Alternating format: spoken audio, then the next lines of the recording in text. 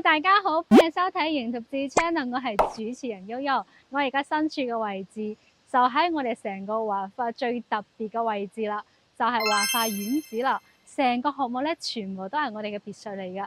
當然啦，都之前有好多嘅觀眾朋友都有問過我，咁我哋想要別墅係買邊度比較好啲呢？咁我今日就特登嚟咗呢個位置同大家介紹我哋呢個項目啦。首先睇下我哋成個呢一個草坪啦，咁佢呢一個小花園咧係俾到各位業主去使用㗎。咁我哋平時啊，我哋小朋友嘅升學宴啦，或者係我哋自己平時要招待我哋嘅客戶啊，呢個位置都係俾到大家去使用嘅。咁我可以喺呢度開一個私人 party 啦。咁我而家跟住我哋嘅鏡頭一齊去入去我哋沙盤詳細咁去了解一下我哋華發苑子成個項目係點樣嘅先啦。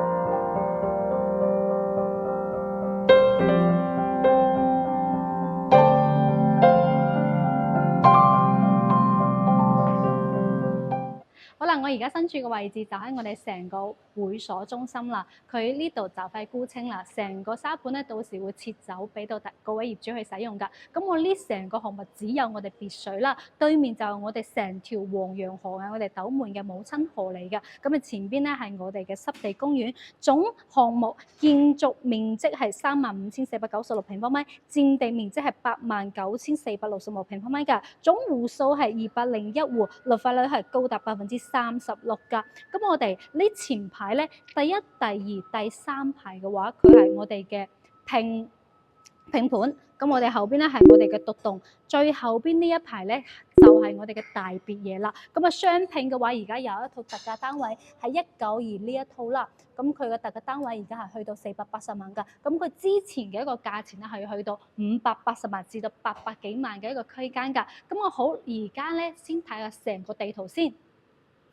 成個華發苑子咧，亦都係坐落於我哋成個水困，即係我哋省一級嘅一個濕地公園啦。咁我哋由人工島出發，經過香海大橋、珠海大橋咧，翻到自己屋苑嘅話咧，亦都只需要一個30分鐘嘅一個車程嚟㗎。咁我呢度附近 shopping mall 咧就去到呢一個華發又一城就 OK 啦。咁我呢個樓下底商都非常之齊全㗎啦。要剪頭髮啦、KFC 啊、想要飲早茶啊、食飯行街睇戲，一條路全部都喺我哋華發又一城就可以完成㗎啦。咁我哋農貿市場嘅話係超級大㗎，咁咪又分為上下兩層㗎。想要買海鮮啊、買我哋嘅水果啊、買肉啊、買餸啊，全部都係我哋農貿市場全線係可以搞掂啦。咁我哋想要頭暈身痕去下醫院嘅話，就去下我哋嘅專業五院啦，以及我哋嘅嗰個西部醫療中心，全部都非常之近㗎。咁我哋揸車過去，亦都只需要10分鐘嘅一個車程㗎。想要去到大型少少嘅萬達廣場 shopping mall 嘅話，揸車過去只需要一個7分鐘嘅車程，馬上就到達啦。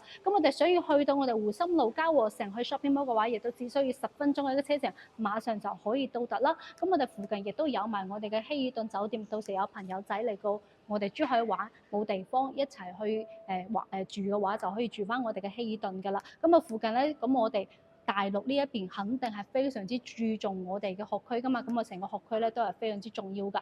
融虹書院啦、融虹學校啦，同埋我哋斗門嘅第二幼兒園啊，同埋我哋實驗小學啊，都係非常之靚正㗎。咁我哋先睇下下邊咧係我哋嘅金灣機場啦。咁我哋而家金灣機場都做緊我哋 T2嘅國際機場，到時候出國嘅話就直接揸車去到金灣機場就 OK 啦。車程係30分鐘嘅車程，馬上就可以到達啦喎。咁我哋翻到珠海成個市中心嘅話咧，車程亦都只需要一個30分鐘嘅車程，馬上就到達啦。咁我哋由澳門出發翻到嚟呢個華發苑子嘅話，亦都只需要40分鐘嘅一個時間啦。咁我哋成個項目嘅話係黃楊河景觀睇得非常之靚正㗎。咁我哋同大家講下，除咗我哋啱啱講到嘅特價單位之外嘅話，中間嘅一個獨棟嘅話，兩排嘅話，佢只有3套俾到大家㗎啦。咁啊，亦都只有最後嘅3套。咁前邊嘅大別野咧，只有呢最後一套啦。呢個係118個編號啦。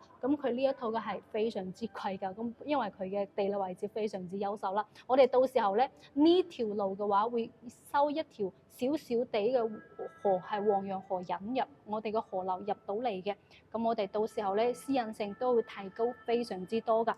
咁我哋成個會所咧俾到各位業主咧非常之靚正啦。咁我哋有恆溫泳池啊，有健身房啊，有瑜伽室啦。咁我哋全部都喺負一樓嘅，負一樓佢嘅停車場入口都非常之靚正，俾到大家噶。咁我哋一樓咧俾到大家有私宴廳啦，有戶外嘅一個飲茶嘅地方啦，亦都有埋我哋嘅茶會室啦，俾到各位觀眾去使用噶。咁我哋而家事不宜遲，跟住我哋鏡頭一齊去欣賞一下成個項目係點樣嘅先啦。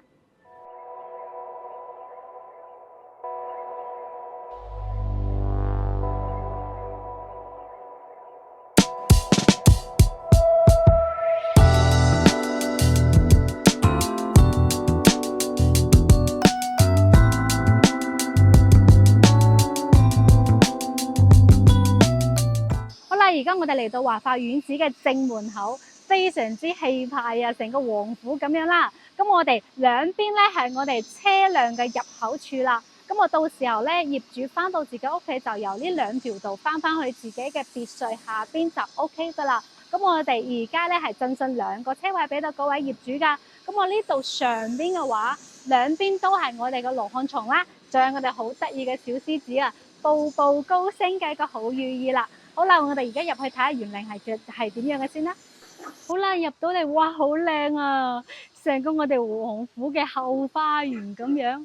咁我哋奢華咧，即係低調得嚟咧，又俾我一種好極致嘅享受啦。入到嚟就我哋成條風雨連廊啦，佢成個風格打造咧都係我哋一個新中式㗎，鳥語花香嘅感覺，可以聽到雀仔叫啦，都可以聽到青蛙喺度叫緊㗎，非常之舒服。綠化咧，佢係做得好靚正㗎，而且咧，我哋因為佢係人車分流㗎嘛，哇！呢個涼亭好舒服啊，因為佢係人車分流嘅，所以我哋唔使驚上邊係會有我哋嘅車輛咯。其實呢一個產品咧，相對於我之前去睇過嘅華發山莊入邊，佢有一個俾我好震撼嘅感覺啦。兩邊咧全部都係我哋嘅羅漢松啦。呢一條行到入去，又係一個我哋好靚正嘅後花園啦。而家我哋見到嘅咧，全部都係我哋嘅拼座、拼盤，係啦。哇！呢度咧成條咧，啱啱俾大家見到嘅就係我哋成個項目嘅中軸線啦。所以咧，扣住我哋呢兩條中軸線，可以見到成個園林嘅景觀景緻更加多少少嘅，佢就會貴翻啲噶啦。好啦，我而家咧入去俾大家睇下我哋嘅140平方。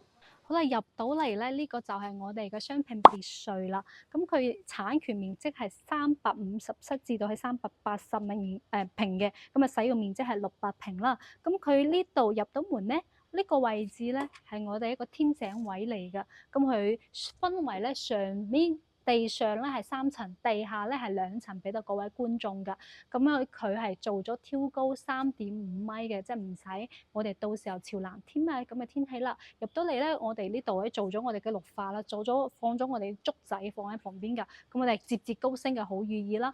入到嚟，我相信呢一個產品咧，好多各位觀眾朋友全部都已經見過晒啦。但係咧，尤其係佢而家有一套特價單位，真係非常之爽嘅一個價錢，係去到480萬就可以直接上車，仲可以做埋我哋嘅低首期，仲送咗2個車位俾到各位觀眾噶。咁入到嚟呢個係我哋嘅1樓，一樓呢度咧係有埋我哋嘅小花園、小後花園俾我各位觀眾朋友噶。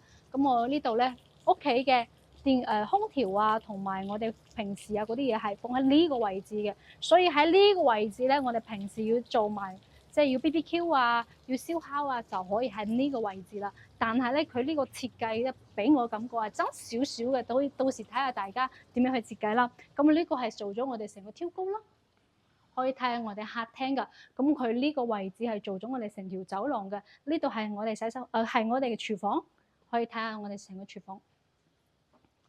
過到嚟咧，就係我哋嘅客房啦。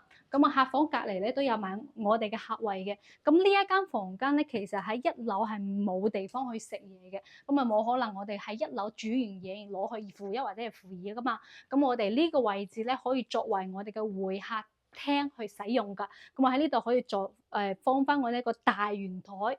咁啊12到14個人嘅大圓台係完全冇問題啦。啱好就連住我哋嘅花園。成條連廊係連埋一齊㗎，都非常之方便㗎。鏡頭可以過嚟一齊睇下。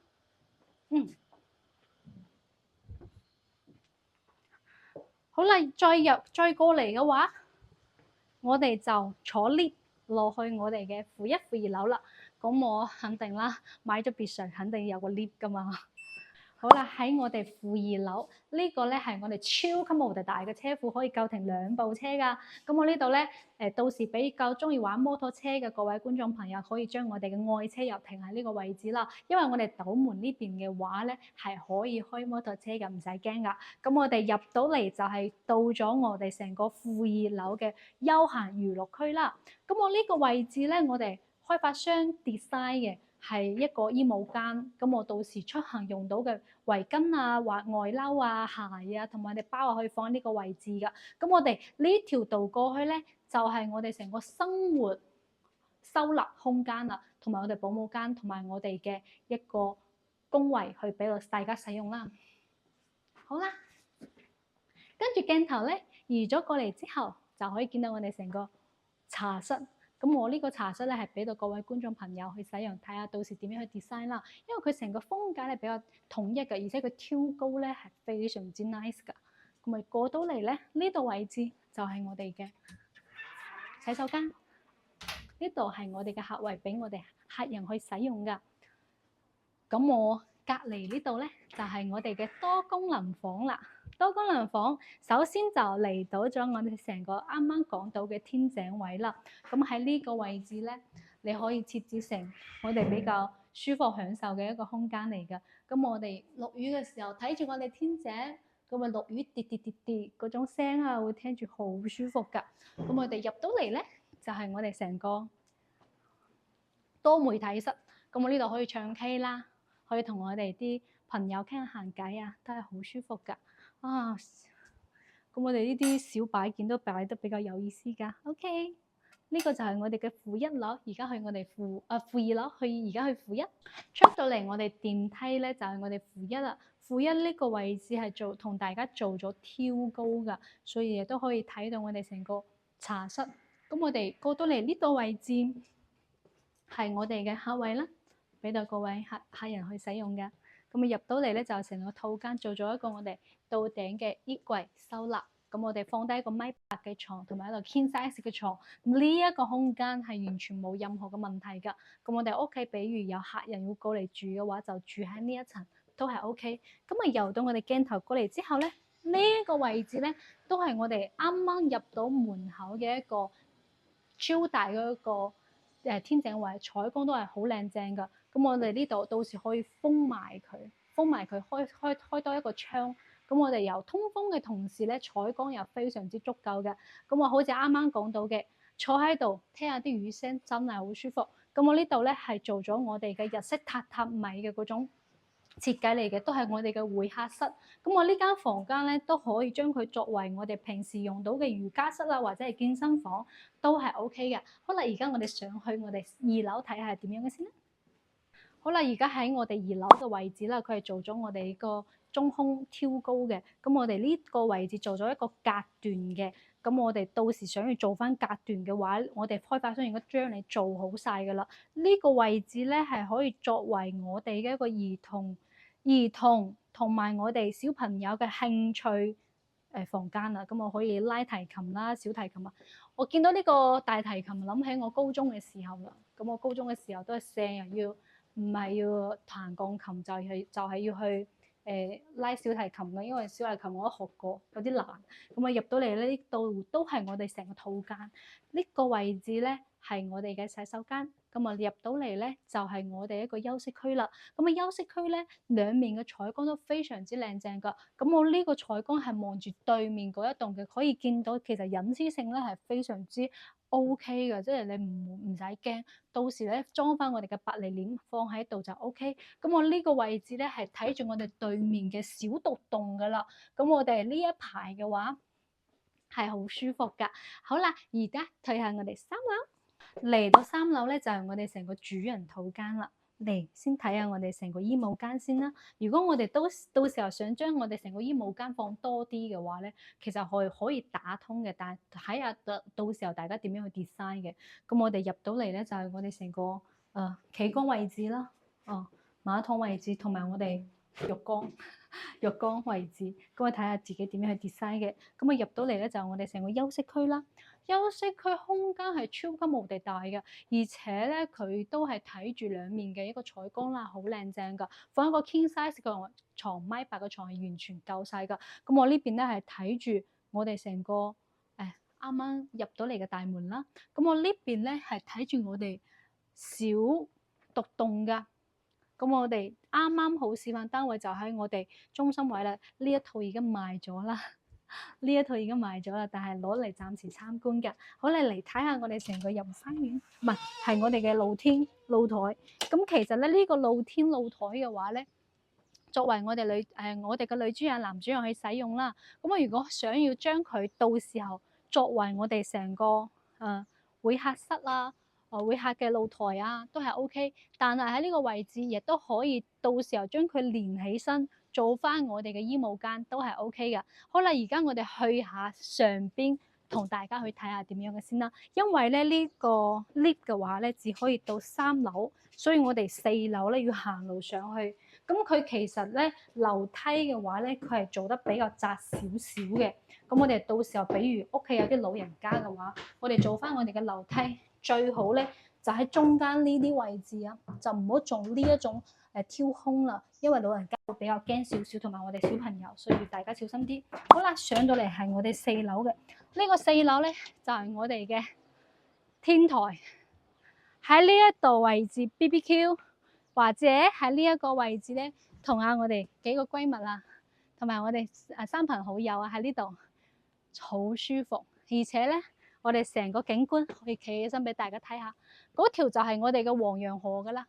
而且我哋成個別墅嘅項目咧，全部都係排坐噶。咁我哋後邊咧呢一個高高地嘅就係我哋嘅華發又一城啦。咁我哋揸車過去啊，買下嘢啊，或者買下餸啊，有我哋大型嘅華人超市啦，同埋我哋要 KFC 啊，咁啊要行街食飯睇戲一條龍服務噶。咁我哋嗰邊全部都有齊晒啦。咁我哋呢個項目嘅話，呢一套咧已經賣咗啦，但係咧我哋有一套係我哋嘅特價單位係192嘅編碼，咁佢而家咧係去到480萬，仲贈送2個車位添喎。咁啊當然啦，對於我哋比較優質嘅我哋業主，我哋嘅會所亦都會貼心送俾大家一個私會，即係私宴廳嘅一個服務。咁係我哋私廚為到大家去煮飯仔，咁啊俾到大家招待我哋嘅朋友嘅，係唔使錢嘅，就得一次嘅咋。咁我哋成個會所嘅項目都非常之豐富啦，俾到各位去使用㗎。咁啊都係睇得出我哋成個華發對於呢個項目，佢係用咗好多嘅心機喺入邊㗎。佢亦都係成個珠海市咧好靚仔嘅一個別墅項目嚟㗎。而且我哋雙拼別墅只有最後嘅20套俾到大家，咁我哋特價單位就僅此一套啦。好啦，今期嘅視頻就到呢度咯。所以對我哋成個項目比較感興趣嘅，下方留言我會 send 翻詳細嘅資料同埋價單俾到各位觀眾㗎。咁啊亦都有埋我哋專車接送 for free 㗎。好啦，下期再見啦，我係主持人悠悠，拜拜。